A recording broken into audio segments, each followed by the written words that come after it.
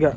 Baik, bibit kelapa sawit telat pindah tanam adalah kondisi di mana bibit kelapa sawit tertahan di pembibitan utama atau yang disebut dengan maintenance seri dari 12 bulan hingga 14 bulan. Kondisi ini terjadi karena beberapa faktor. Biasanya karena ketersediaan lahan yang belum siap, faktor finansial, dan faktor cuaca atau iklim yang tidak mendukung. Adapun dampak dari bibit kelapa sawit yang telat tanam adalah yang pertama, perakar deformasi, perakaran berupa akar berputar atau yang disebut dengan root culling. Ini menyebabkan akar menghambat penyerapan hara di lahan yang baru. Yang kedua, terjadinya etiolasi atau pertumbuhan batang yang kurus dan tinggi, tidak kokoh. Yang ketiga, resiko stres berat atau ketahanan terhadap hama sedikit atau tidak kuat. Yang keempat, bibit mengalami gejala klorosis, daun menguning dan nekrosis, jaringan mati secara permanen. Lebih cepat karena suplai makanan tidak mencukupi kebutuhan vegetatif yang besar. Yang kelima, tanaman menjadi tidak kokoh atau mudah rebah. Baik, di sini saya akan menjelaskan solusi bibit kelapa sawit telat pindah tanam.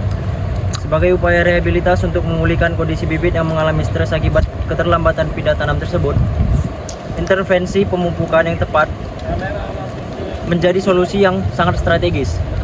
Pendekatan agronomis yang dinilai efektif adalah mengombinasikan pemberian pupuk anorganik dan pupuk organik.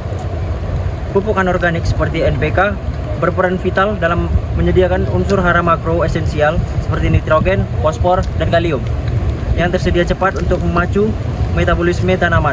Sementara pupuk organik berfungsi memperbaiki sifat fisik, kimia, dan biologi media tanam yang seringkali telah memadat dan miskin hara akibat masa tanam yang terlalu lama di polybag yang sempit.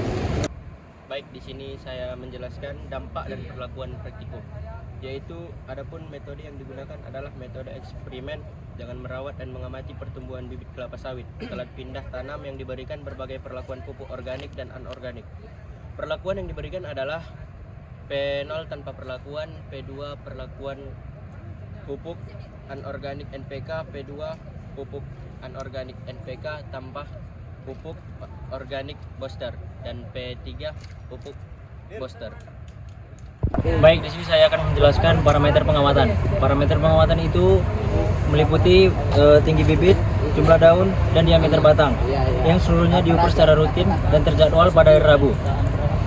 Pengukuran tinggi bibit dilakukan menggunakan alat bantu yaitu meteran, dan pengukuran diameter diukur menggunakan jangka sorong untuk mendapatkan data yang akurat. Sementara itu, parameter jumlah daun diamati dengan menghitung jumlah helai daun, baik secara manual maupun menggunakan bantuan spidol untuk menandai jumlah helai daun yang sudah dihitung. Baik, di sini saya akan menjelaskan parameter apa saja yang dilakukan pada saat praktikum evaluasi bibit telat pindah tanam pada tanaman sawit LS Binensis C. Nah, jadi parameter yang dilakukan itu ada tinggi tanaman, jumlah daun, dan diameter batang. Nah, yang pertama itu ada cara mengukur tinggi tanaman. Cara mengukurnya itu diambil daun yang paling tinggi dan diukur sampai ujung daun yang paling tinggi nih. Nah, seperti inilah cara mengukurnya. Selanjutnya ada parameter jumlah daun. Jumlah daun diambil pulpen atau spidol untuk menandai daun yang sudah terbuka pelepahnya. Contohnya seperti ini, sudah terbuka pelepahnya, berarti ini sudah termasuk jumlah daun yang dapat dihitung jumlahnya dari awal. Misal kalau di awal 3, berarti tambah ini menjadi 4. Nah, selanjutnya itu ada parameter diameter batang, yang dimana mengukurnya itu menggunakan jangka sorong. Nah, jadi mengukurnya itu yang pertama jangka sorongnya diletak pada pangkal batang yang antara akar dan batang. Nah, diukur secara dua sisi, pertama sisi begini dan yang kedua ada sisi begini. Nah, selanjutnya setelah dapat nilainya ditambahkan lalu dibagi dua. Demikianlah penjelasan parameter. Terima kasih.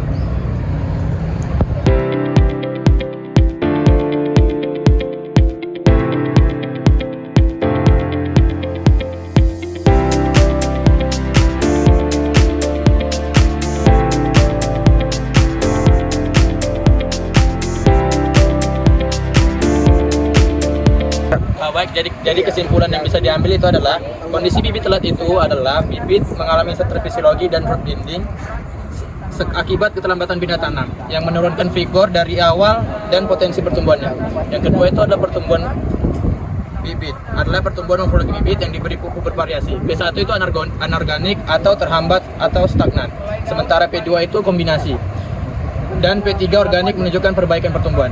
Yang ketiga itu adalah pupuk terbaik adalah jenis kombinasi anorganik NPK dan anorganik booster yang berada di P2 yang secara efektif dalam mencapai pertumbuhan tinggi dan jumlah daun tertinggi sekaligus memperbaiki media tanam yang stres.